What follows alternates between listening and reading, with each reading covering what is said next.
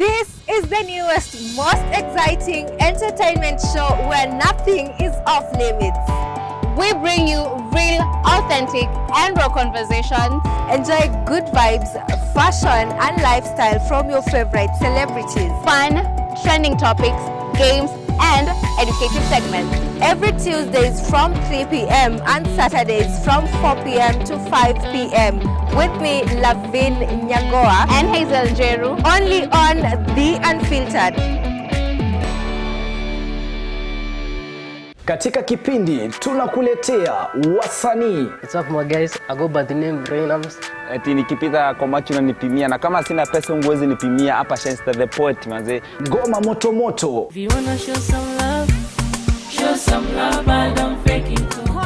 Enda kumenya mawazo mako nani anedera shire utani wako Vichekesho mkisongaza mahojiano moto moto, stori za wasanii pamoja na talanta za wasanii. Fiki wa kasi gani kama wapatikani wakati wa shida. Na pia kwenye kipindi utabambika, utajijenga, utaelimika, utakuza talanta yako. My name is Rebecca Mutie. I'm a model and I'm Afri Kenya. I'm a student. Napenda kusikiza kipindi cha Bonga na Katoni kila Jumatatu kuanzia saa 9 mpaka saa 10. Kumbuka ni kwenye Bonga na Katoni ndani ya TAS TV kuanzia saa 9 hadi saa 10 kila siku ya Jumatatu. This is Bonga na Katoni in TAS TV. Karibuni.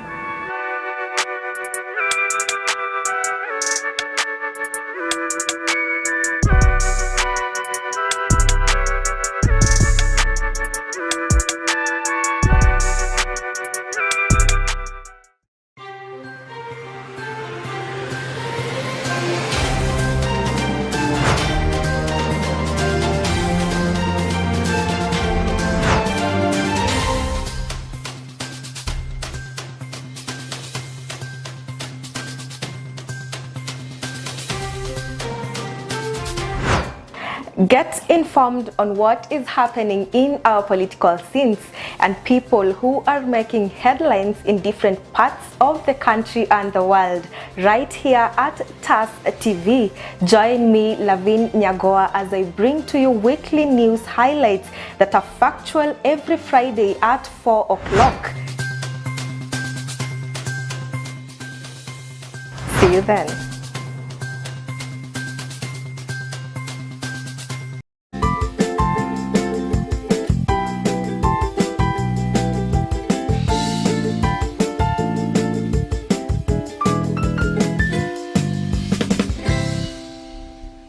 Good morning, ladies and gentlemen, boys and girls, entrepreneurs and future business moguls. How are you guys doing? It's another beautiful Wednesday that you get to meet here. Welcome to the Morning Digest.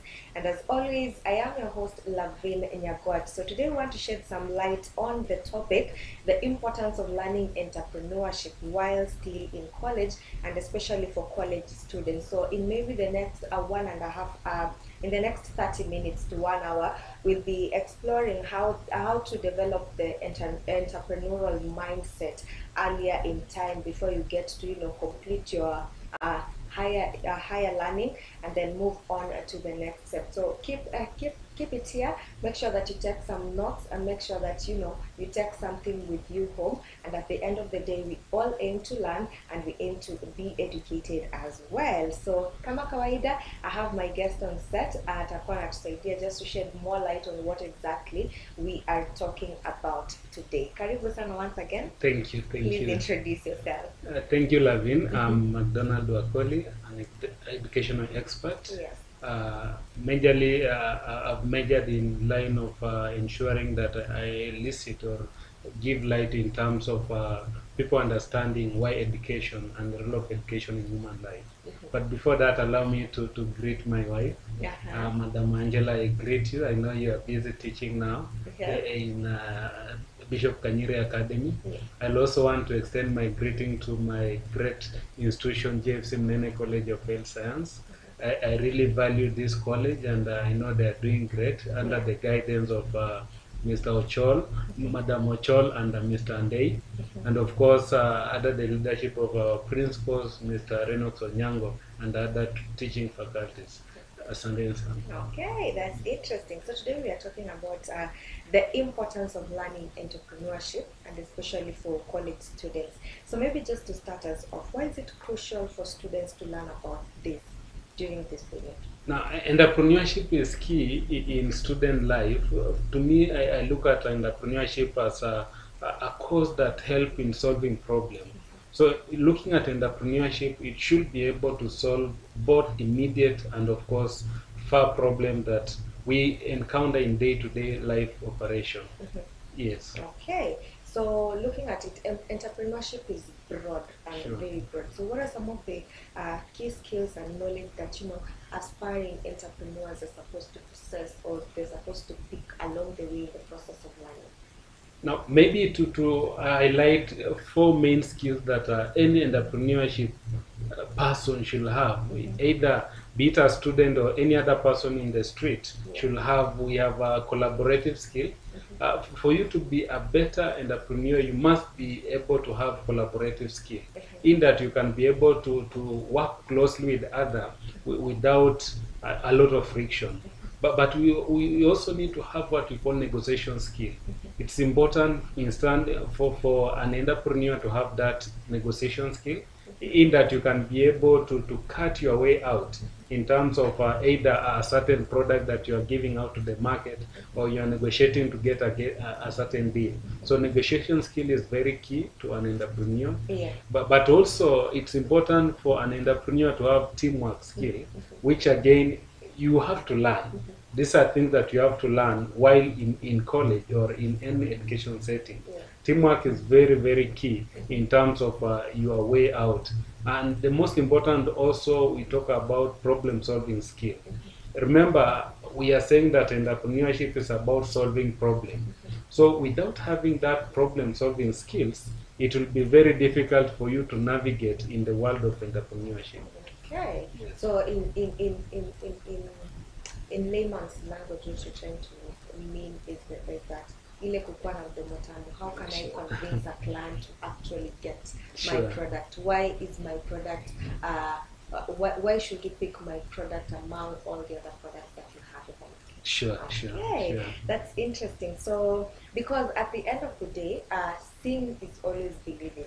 And looking at it from the aspect that we've seen people and we've seen businesses that evolve over time, just starting from the college students and all that, wakigrow, wakiendelea kusonga, sindio? Yes. So maybe just to mention by a few, you could probably tell us of probably a business that we should set our eyes on.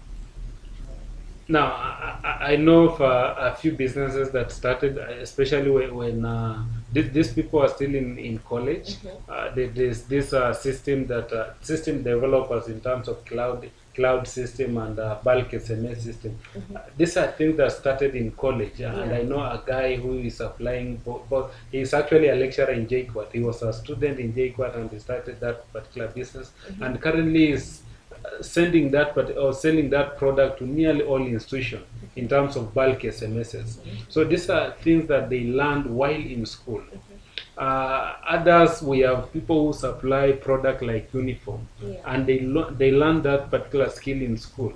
So you realize that once the person transits from college, they are able now to magnify that which they used to do while in college setting. So there are quite a number of examples that we can look at, that people started their businesses while in college setting, and they expounded on it until now it's actually doing better in marketplaces. Okay, so how then can entrepreneurship education help students become more innovative and of course adaptable in this ever-changing world? Because looking at Kenya now, kazi kidogo kupata ni ngumu at the moment, and especially for the young people who are just transitioning from uni to the job market. So looking at that, how then can that help? Now, maybe we go back to what is happening at the education system. As I told you, I'm an education expert, and I'm very keen in terms of what is happening at the classroom level. Most institutions, I think we have not grasped the magnitude and the role which entrepreneurship can play to student life. Yeah. Because you realize that most of the teaching that is happening in class is more traditional way.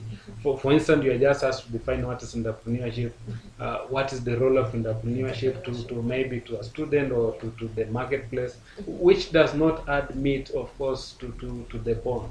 So to me, we need to first look at how we can be able to transform the aspect of teaching or delivering that content. It is long overdue, the traditional method that we have been using in terms of training. For instance, of course, there's an aspect of developing business plan. You find a student developing a business plan worth 1 million, and the student himself or herself has never even handled 100,000. So I think as trainers, we need actually to look into this and see if we can be able to make it more practical, make students come up with appropriate business plan of, let's say, 5,000 or even 10,000, and we fund that particular business plan and allow students, those who can be able to actualize it, only to be allowed to proceed to the next level. But this traditional way that we did, of course, in high school we did business. Exactly. And it was more definition, role of business, and perhaps you got an A, but you cannot even start a kiosk. So it's a big problem in terms of training. Before even you look at how can we be able to look at ways of initiating or bringing out the business concept in these people. Okay. So do you think that the problem actually lies with the lecturers, or is it the students?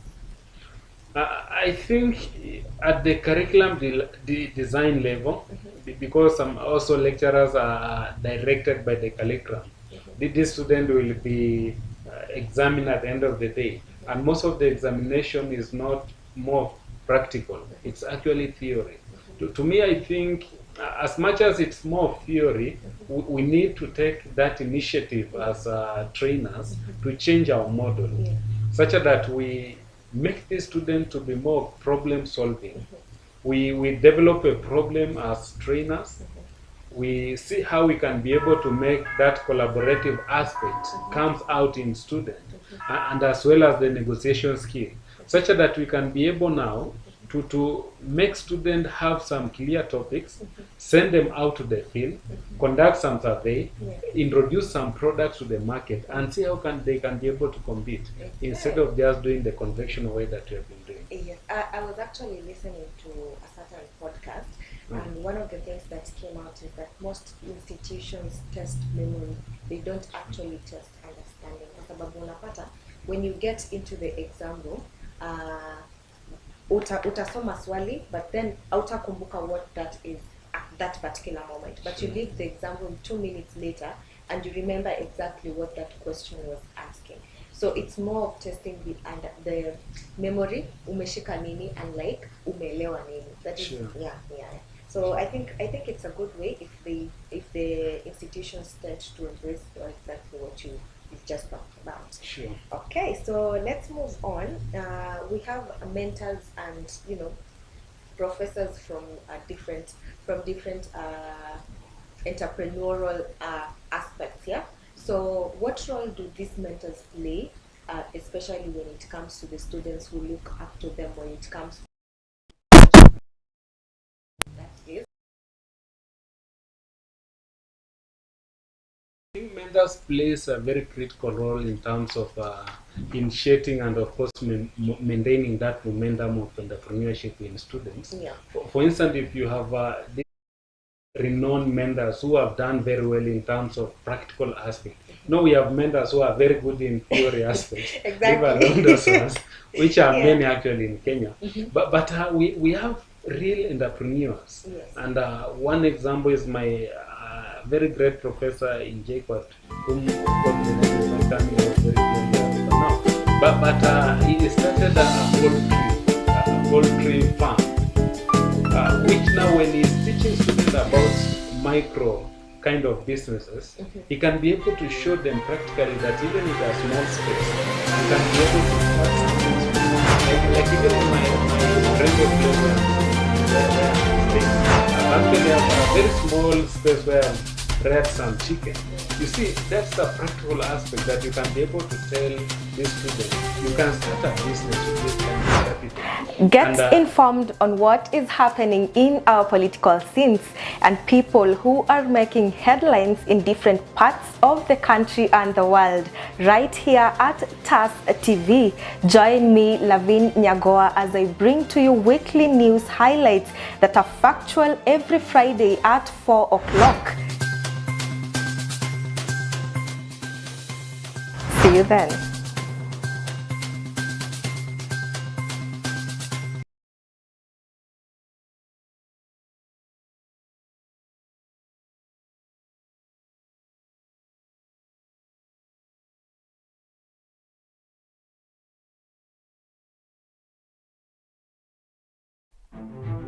Welcome to TAS Media Institute, the home of undiscovered talents. You will be trained by professionals who have a passion in what they do.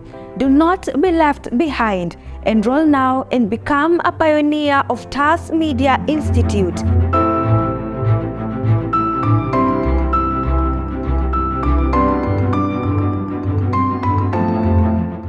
We are located at Neema Plaza, 2nd floor along Kenyatta Highway in Thika Town.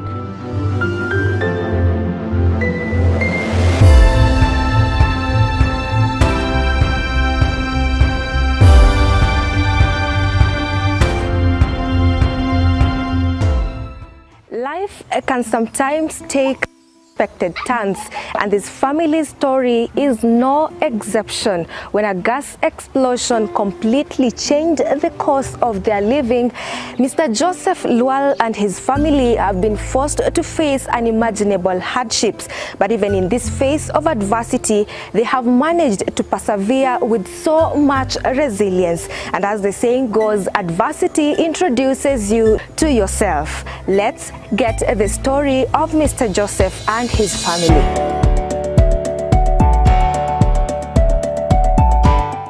So welcome to the first episode of Brain Busters. My name is Mwangi Dominic. Lotko barabara ya MKU. Tunauliza maswali tatanishi.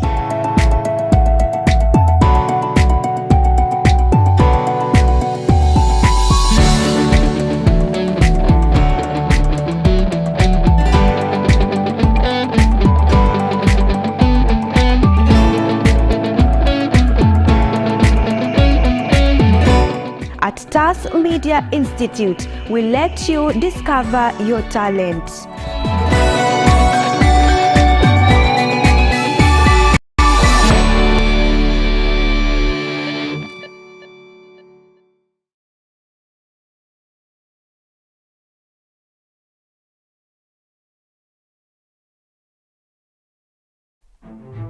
Welcome to TAS Media Institute, the home of undiscovered talents. You will be trained by professionals who have a passion in what they do.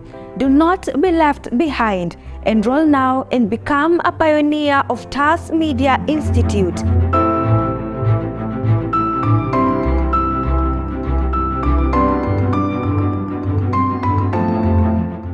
We are located at Neema Plaza, 2nd floor along Kenyatta Highway in Thika Town.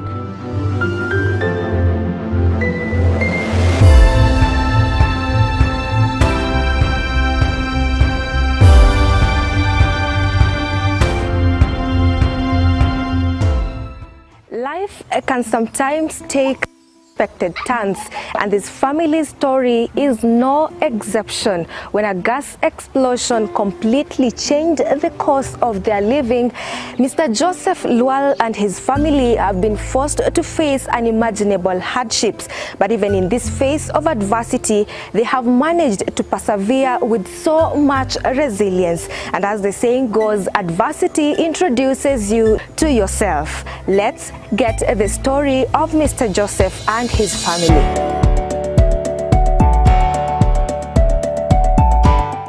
So welcome to the first episode of Brain Busters. My name is Mwangi Dominic. Lotko barabara ya MKU. Tunauliza maswali tatanishi.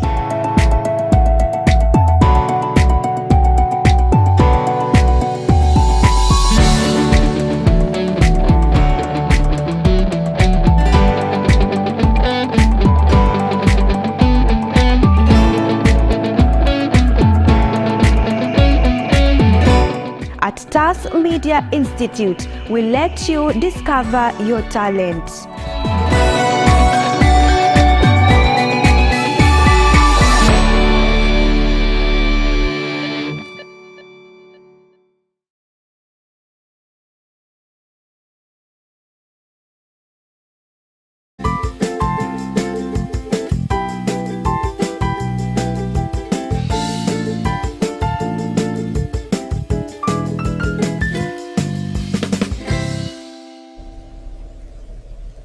Welcome back, guys. Before we went on that very short commercial break, we were talking about the role that mentors and professors play, and especially when helping the students get to understand their entrepreneurial skills. And one of the things that our guest mentioned is that there needs to be the need to make sure that whatever is being taught in class is actually transitioned to the practical side of it. Yeah. Yes. Okay. So we move on from there, and let's now talk about the concern that most students have, the risk of getting into the entrepreneurship side of everything. So how can colleges help mitigate this kind of concerns? Yeah, to where I sit, I think it's important to have what we call entrepreneurship hubs. If we can have several entrepreneurship hubs, especially developed by these what we consider as mentors or those who are ahead in terms of teaching faculty, it will help in ensuring that students feel motivated. Yeah. Because many times you'll find even the trainers who are teaching entrepreneurship, for themselves they work or they don't even have a shop. So if a trainee looks at this particular trainer, teaching them entrepreneurship, teaching them the importance of entrepreneurship, and the trainer himself looks as if he or she doesn't understand the concept behind it, it is very difficult. And I've been able to move around a number of institutions within the country. There are very few entrepreneurship hubs that we have, either in institution or within the vicinity of the college. Yeah. Yeah. Okay. So it's more or less now walimu wenye wanafundisha lazima kwanza waanze na wao. Lazima pia waonyeshe dalili ya kuomoka. Lazima watuonyeshe dalili ya kuomoka, because how are you going to explain to me what entrepreneurship is when mwenyewe you just know the practical part of it? You have not actually practiced so that you get to tell us this is what and what, these are the risks that you have, and this is how you can actually deal with them. Yeah? Yeah, sure. Okay. So now, how does learning entrepreneurship tend to impact a student's ability to find employment post-graduation? Now, entrepreneurship is very crucial in terms of preparing the learner in either getting employment outside there or creating one. Because if we do it very well, and to me I'm thinking of how, for instance, when we'll be able to introduce this, even shops within the college to be run by students. So by having those challenges and students be able to multitask between the learning aspect and of course doing the business concurrently, at the end of the day, this student will develop very strong skills. And that skills will be able to enable these students, when they go outside there, they will have understood how to save, in terms of saving for money. They will understood how to do simple budgets. They will have understood how to make simple plan in terms of what they need in order to start a business. But also if they are going to get into the marketplace, they will be able to know that this is a business and I have to operate it like a business. This employment that I've gotten is actually a business of someone, or it's a business of government, and I need also to input my services very well as it's required. And like someone who is just fresh, without knowing, having any concept of entrepreneurship, without having any concept of even selling something on the street, will not be able to understand that even coming late to job, you are actually lowering the profit margin. Or you just joking around with the job, you are making the customer unsatisfied, whatever kind of job you are dealing with. And of course, you will be able to make the customer go away. So entrepreneurship is very key in terms of one's life. Okay. So looking at the institutions that we have around, how then can the institutions make sure that they are fully supporting the students' ideas? Probably we've seen, for instance, in my high school, we used to have competitions where you come up with a business idea and then you put it, you actually show these people that this can actually be brought to life, and then they see on ways that they can support you right from the school. So how then can, you know, higher institutions of learning also make sure that they provide resources and full support for, you know, the young entrepreneurs they have in the schools? So to me, this entrepreneurship unit first should be moved from what is considered the common unit to be a core unit, such that it's a unit of emphasis in terms of student life. And number two, it's important for all the teaching institutions, especially the top management, to establish entrepreneurship hub within the institution. The way agriculture used to be done, let's have the same concept applied into entrepreneurship world, such that entrepreneurship to be graded only after students have actualized in terms of the business idea that he or she has developed. So we monitor the progress of this learner once he or she reports into the institution. We develop, of course, a very clear model in terms of making them identify what is my interest. Can I be able to solve this particular problem? Then what are the mitigation measures, or what are the measures I need to take? So the trainer should just act as a facilitator in terms of working with this particular student or learner to come and actualize that particular idea, so that we don't just come and present a business idea for the purposes of passing that particular unit, get an A, but at the end of the day, maybe you just went into our cyber somewhere within the town, got a very nice business plan or business idea, then bring for presentation purposes. So I think there's need to have a paradigm shift, and we can also do where institutions come together, students come with their products, they share. Of course, they showcase in business exhibition that happens within the country or within the town, to enable these students start realizing that indeed their products can actually go into the market. Also, I also feel like, you see the way in high schools we normally have the science congress. Sure. Yeah, we should also have something of that sort, especially for the universities and colleges and vocational training centers that we have in the country, just to also make sure. And then at the end of it all, probably wanaweza something like a funding as a reward for, you know, the winning business. Yeah. What do you think about that? It's a very nice idea, and I'm sure it will elicit a lot of interest in these learners. The problem we have, especially in this learning institution, you'll find most of the businesses within the college are owned by either lecturers or strong people within the institution. And I'm not fighting lecturers today, but it's true. You'll find that a big shop is owned by a senior member of the college. So you find these students, they're only left with the theory part. But if we can bring out this kind of it's not bad maybe for lecturers or other faculty members to own these businesses, but we can do it conjointly with these particular learners, so that we can be able to bring out the best in them. And I know they can do marvelous. They can do marvelous. So, okay, let's now talk about the challenges that, you know, the students are likely to encounter when they start a business, because of course we've had the theory part, there's a bit of the practical learning that we've also had, but then there are also the risks that come with starting a business, that the chances of it growing and the chances of it failing, zote at when you start it, zote ziko at 50-50. So what are some of the challenges that, you know, a young entrepreneur is likely to encounter during, you know, his journey to, you know, starting a business? Of course, there's quite a number of challenges that one will encounter, especially for a young entrepreneur right away from the college. One, there are quite a number of taxation aspects in terms of registration with relevant bodies. This, again, which is not very clearly taught in colleges.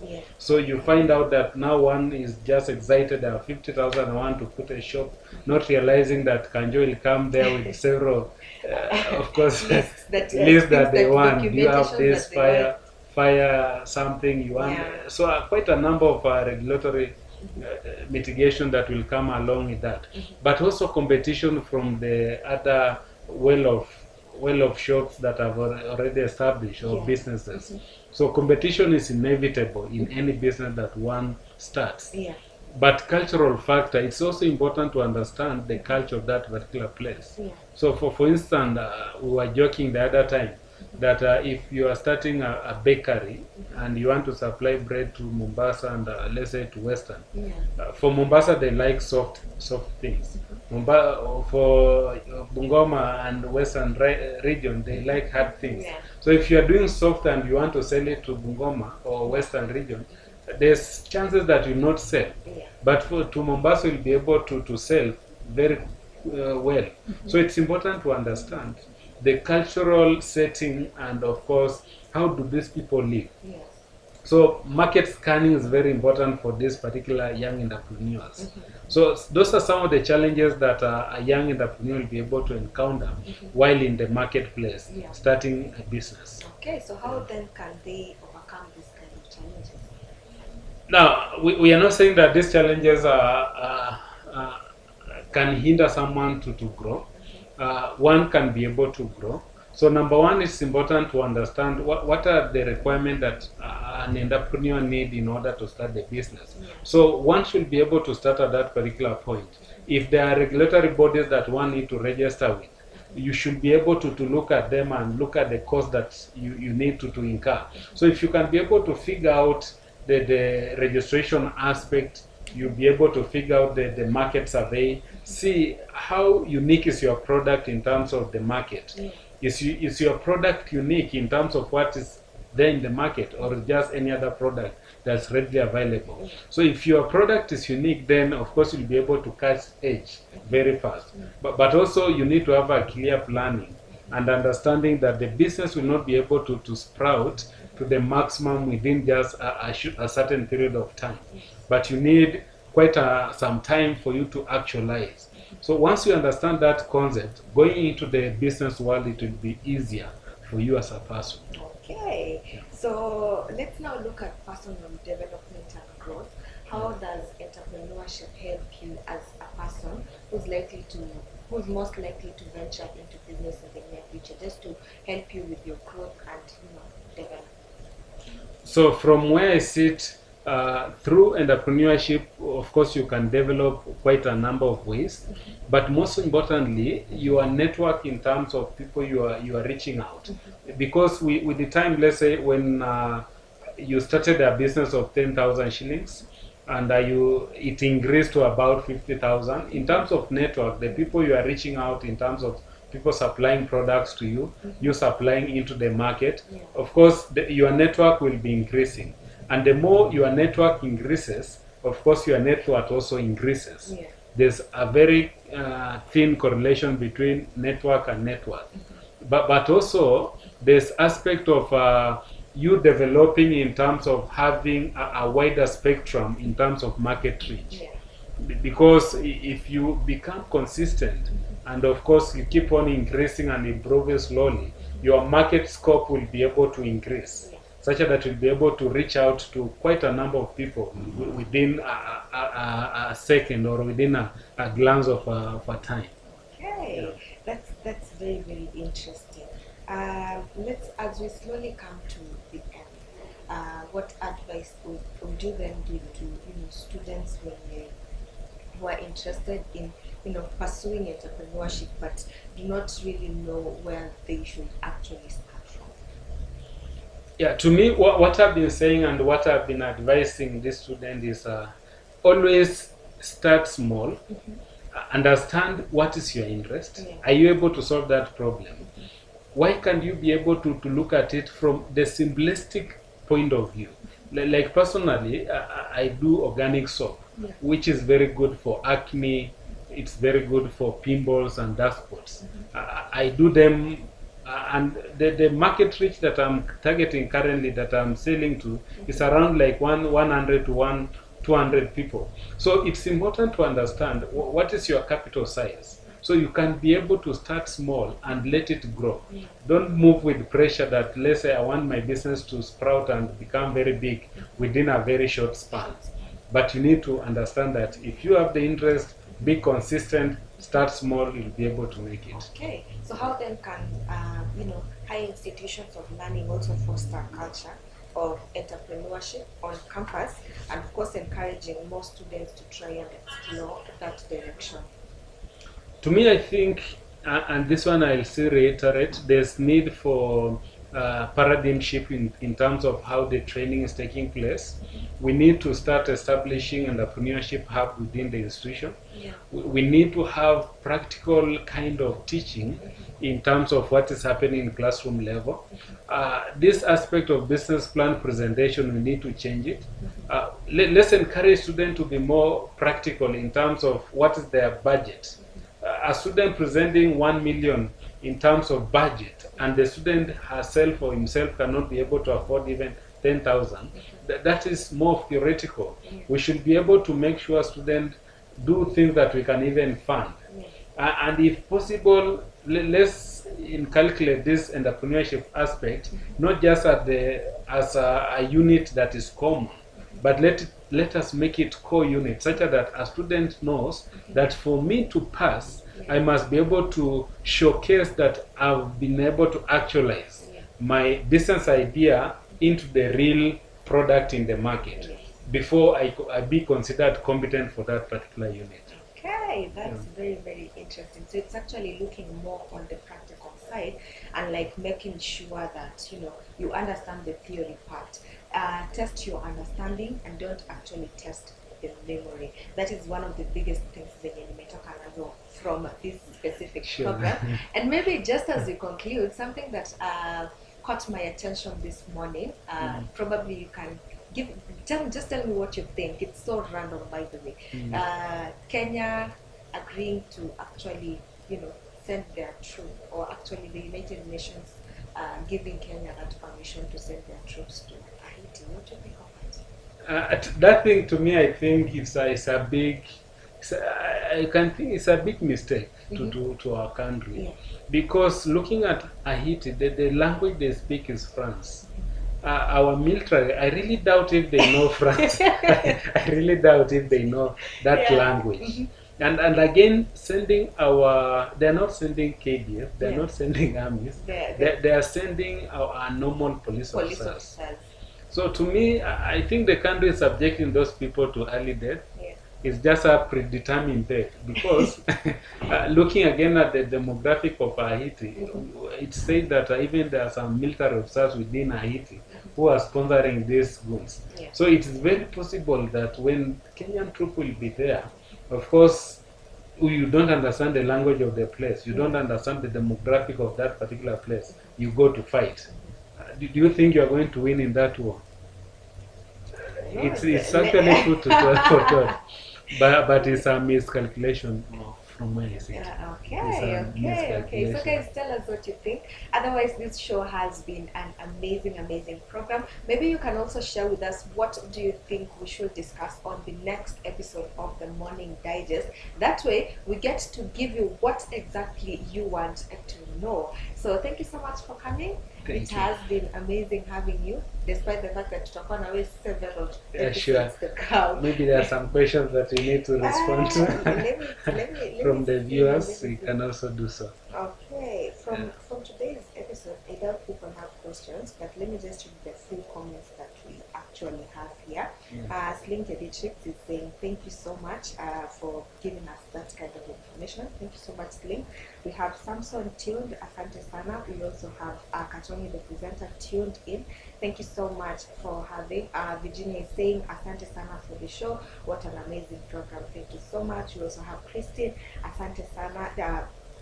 For just commenting, and to all the others, remember guys, you can always send in your questions, because that is why we are here. We need to shed light on exactly the questions that you have, and as always, my guest Harper is an expert in the education sector, so most of the things that we'll be discussing are related to the education side of everything. Okay, so let's meet same time, same place next week from 11 a.m. do not forget. And I think the best thing is that I'll always be releasing the topic quite early, so that you can also start sending the questions mapema, and tukianza we start on a very, very, very high note. So my name is LAVIN NYAGOWA, and this has been the Morning Digest. Sure, thank you.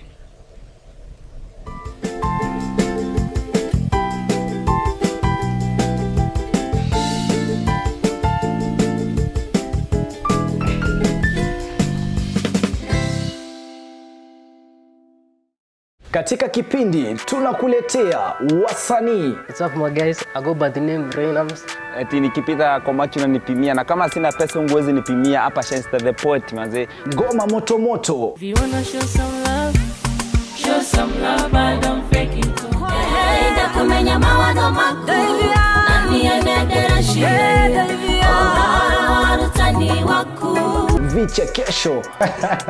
Mkisongaza. Mahojiano moto moto, stori za wasanii pamoja na talanta za wasanii. Rafiki wa kasi gani kama wapatikani wakati wa shida? Na pia kwenye kipindi utabambika, utajijenga, utaelimika, utakuza talanta yako. My name is Rebecca Mutie, I'm a model and I'm African Kenya. I'm a student. Napenda kusikiza kipindi cha Bonga na Katoni kila Jumatatu kuanzia saa 9 mpaka saa 10. Kumbuka ni kwenye Bonga na Katoni ndani ya TAS TV kuanzia saa 9 hadi saa 10 kila siku ya Jumatatu. This is Bonga na Katoni in TAS TV. Karibuni.